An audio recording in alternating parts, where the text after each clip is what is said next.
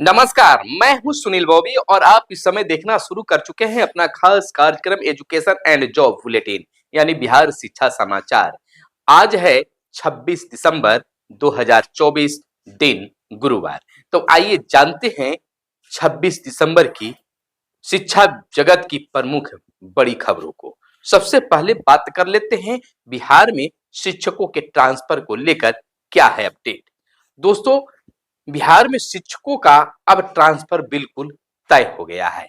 अब वह रुकने वाला नहीं है, क्योंकि 1 जनवरी से 7 जनवरी तक सक्षमता पास शिक्षकों को अपने ही विद्यालय में ज्वाइन कर लेना है और ज्वाइन करने के बाद जो भी सक्षमता पास विशिष्ट शिक्षक बनेंगे उनकी ट्रांसफर में जो बाधाएं थी वो खत्म हो जाएगा। और इसको लेकर बीपीएससी से बहाल जो शिक्षक है उनका भी ट्रांसफर में अब कोई दिक्कत नहीं है।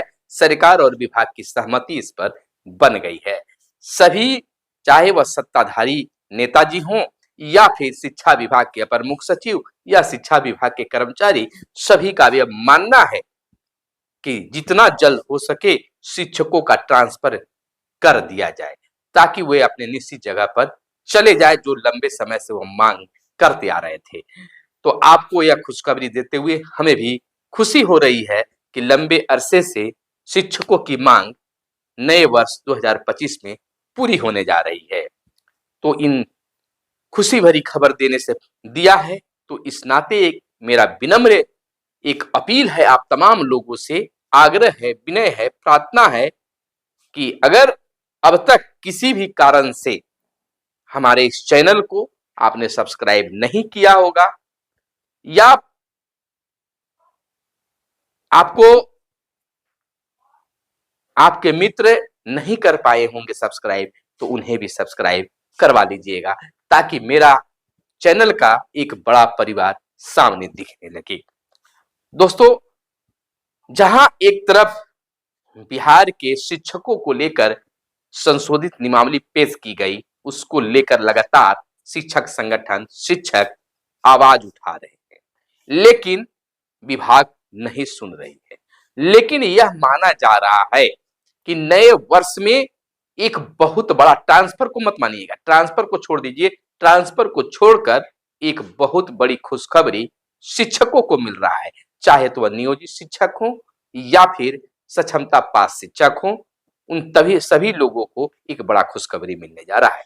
शिक्षकों का यह भी कहना है कि ट्रांसफर तो खैर होना भी चाहिए, हमारी लंबी मांग है, लेकिन शिक्षकों के साथ एक और धोखा हो रहा है कि हमें सेवा निरंतरता का लाभ नहीं मिल रहा है। तो वह सेवा निरंतरता की लाभ पर भी विभाग मंथन कर रही है। मंथन में थोड़ी सी गड़बड़ी इस बात पर हो रही है कि अगर हम सेवा निरंतरता का लाभ दे देंगे तो विशिष्ट शिक्षकों को भी प्रमोशन करना होगा। इस बात की जानकारी मुख्यमंत्री तक देने की बातें आ रही है। मुख्यमंत्री की सहमति मिलते ही सेवा निरंतरता का लाभ मिलेगा और प्रमोशन भी हो जाएगा। इसमें सबसे बड़ी घाटा उन शिक्षकों का होगा जो 3 और 5 में बहाल हुए थे और प्रधान शिक्षक में जा रहे हैं, तो उन्हें भी हर ढंग से उन्हें घाटा होने की बातें हैं। लेकिन जो मन बना लिए हैं वह प्रधान शिक्षक में जरूर ज्वाइन करें, और जो नहीं जाना चाहते उनकी अलग बात है। हमें इस बात को जो समझ आई आपके बीच में रखा, तो सेवा निरंतरता का लाभ भी मिलेगा और प्रोन्नति भी शिक्षकों को मिलना तय है। देर भले ही हो, लेकिन नए साल 2025 में इन तमाम बिंदुओं पर मुहर लगना तय है। इधर हम आपको बता दें कि बच्चों को पहली बार वीर बाल दिवस पर मिलेगा पुरस्कार। पहली बार गणतंत्र दिवस के बजाय देश के बाल पुरस्कार आज 26 दिसंबर को राष्ट्रीय बाल पुरस्कार के रूप अवसर पर दिए जा रहे हैं। तो बच्चों में यह काफी उत्साह की बात होगी और बच्चों में आगे बढ़ने की एक कला विकसित होगी। इस तरह की प्रायोजन जो है देश स्तर पर किया जा रहा है और इसे जारी भी रखना चाहिए ताकि इसमें बच्चों को आगे बढ़ने की क्षमता विकसित हो सके। वहीं शिक्षकों को पूर्ण वेतनमान होने तक जारी रहेगा आंदोलन। शिक्षक संगठन की ओर से बिहार राज्य प्रारंभिक शिक्षक संघ संकल्प दिवस समारोह आयोजित कर इस बात का निर्णय लिया। आंदोलन की रणनीति भी बनाई गई है। बोला गया, सरकार नियोजित शिक्षकों को प्रताड़ित करने में कोई कसर नहीं छोड़ती। सर्वसम्मति से कई निर्णय लिया गया। विद्यालय में गुणवत्तापूर्ण शिक्षा पर भी बल दिया गया है। आपको बता दें कि बिहार राज्य प्राथमिक शिक्षक संघ के में बड़ी बैठक हुई है और बैठक में कई तरह के निर्णय भी लिए गए हैं। एक बैठक की खबर आ रही है, आपको कह सकते हैं कि एक जिलों से, और उस जिले में जो है बिल्कुल बैठक हुई और शिक्षकों के मुद्दे पर बातें हुई। मधुबनी से खबर आ रही है, यानी बिहार राज्य प्रारंभिक शिक्षक संघ के मधुबनी जिला अध्यक्ष संजीव कुमार कामत की अध्यक्षता में शिक्षक संघर्ष संकल्प दिवस समारोह का आयोजन बीते दिन किया गया। 24 दिसंबर 2005 को पटना में सेवा स्थायी करने की मांग को लेकर प्रदर्शन करने वाले लाखों शिक्षा मित्रों पर तत्कालीन सरकार की ओर से बर्बरतापूर्ण लाठीचार्ज, पुलिसिया लाठीचार्ज की गई थी, जिससे संघ के प्रदेश अध्यक्ष प्रदीप कुमार पप्पू सहित हजारों शिक्षक घायल हुए थे। इसकी चर्चा हुई। संघ के जुझारू आंदोलन के उपरांत ही शिक्षकों की सेवा 60 वर्षों के लिए स्थायी की गई तथा वेतन में सम्मानजनक बढ़ोतरी भी हुई। इस संघर्ष के आलोक में संघ द्वारा प्रत्येक वर्ष 24 दिसंबर को शिक्षक आंदोलन किया जाता है। इस पर प्रकाश डाला गया और संकल्प लिया गया कि हमारा आंदोलन जारी रहेगा जब तक शिक्षकों को मान सम्मान और पूर्णतः वेतनमान नहीं मिल जाता है। अगली खबर हम आपको बता दें कि 20 जनवरी से होगी मौलवी और फोकनिया की परीक्षा। बिहार राज्य मदरसा बोर्ड द्वारा मौलवी फोकनिया की परीक्षा 20 से 28 जनवरी तक आयोजित होगी। जिला शिक्षा विभाग द्वारा परीक्षा केंद्र की सूची विभाग को भेजे जाने की तैयारी विभिन्न जिलों से हो रही है। हाजिरी के लिए एक ही फोटो को कई बार अपलोड कर रहे हैं शिक्षक। ऑनलाइन उपस्थिति सिस्टम को गच्चा दे रहे हैं शिक्षक। हो रहा है भंडाफोड़। निरीक्षण करदा अधिकारियों पर होगी अब कठोर कार्रवाई, यह केवल विभाग बोलती है। शिक्षा विभाग ने सभी जिला शिक्षा पदाधिकारियों से कहा है कि वह शिक्षकों की रोजाना की ऑनलाइन उपस्थिति की निगरानी करे। शिक्षकों को रोज स्कूल में आने और जाने के दौरान उनकी तरफ से विभाग के ई शिक्षा को मोबाइल ऐप पर अपलोड किए जा रहे फोटोग्राफ्स की जांच करने को कहा है। दरअसल विभाग ने पाया है कि कुछ शिक्षक ऑनलाइन उपस्थित प्रणाली में धोखाधड़ी करने का प्रयास कर रहे हैं। कई शिक्षकों ने एक ही फोटो बार बार कई दिनों तक अपलोड किया है। यही नहीं, किसी अन्य व्यक्ति ने पहले से खींचे गए फोटो का उपयोग कर उपस्थिति दर्ज की है। इसके अतिरिक्त यह भी देखा गया जा रहा है कि शिक्षक विद्यालय परिषद के बाहर जैसे खेत और अन्य स्थानों से अस्पष्ट फोटो पोर्टल पर अपलोड कर रहे हैं। जानकारी के अनुसार बिहार में शिक्षा विभाग ने ऑनलाइन उपस्थिति प्रणाली इसी साल 1 सितंबर से लागू है। इसमें शिक्षकों के लिए अनिवार्य किया गया है कि वे विद्यालय परिसर के 500 मीटर के भीतर ही अपनी उपस्थिति दर्ज करें। इस शिक्षा को मोबाइल ऐप पर परिसर में 500 मीटर के भीतर का लाइव फोटो खींचकर अपलोड करना होता है। आपको बता दें कि विभाग के पास रोजाना के फोटो संबंधी डाटा संग्रहित है। वह ऐसे मामलों की जांच कभी भी कर सकता है। सतर्कता बरतने की जरूरत है। इतनी निगरानी से लगता है बिहार में शिक्षक बनना गुनाह है। इतनी निगरानी से लगता है बिहार में शिक्षक बनना गुनाह है। संकल्प दिवस पर शिक्षकों से बातें आई।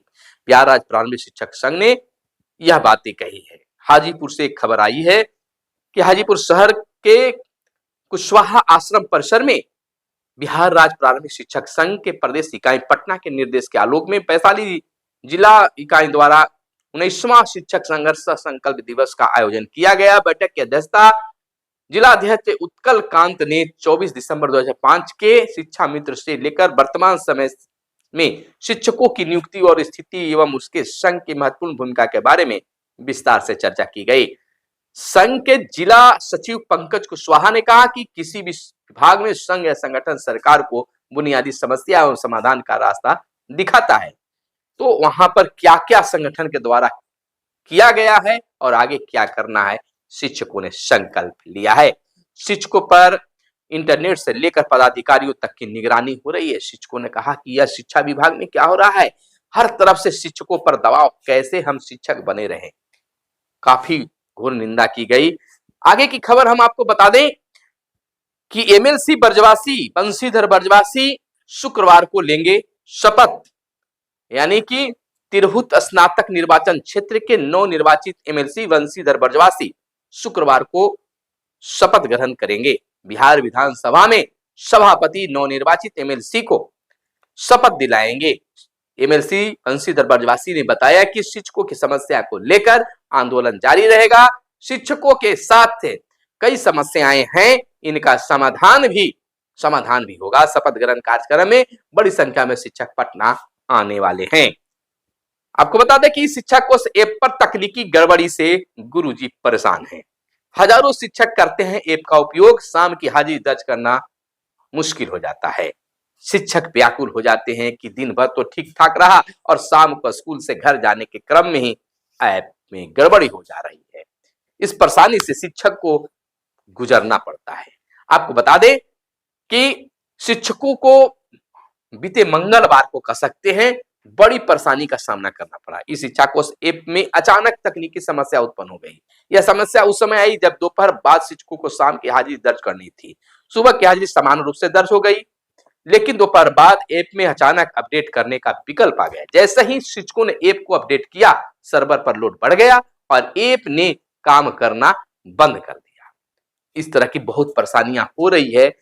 सुबह में भी परेशानी होती है कि खोले और बन गया, या कभी कभी शिक्षक बताते हैं कि होता है।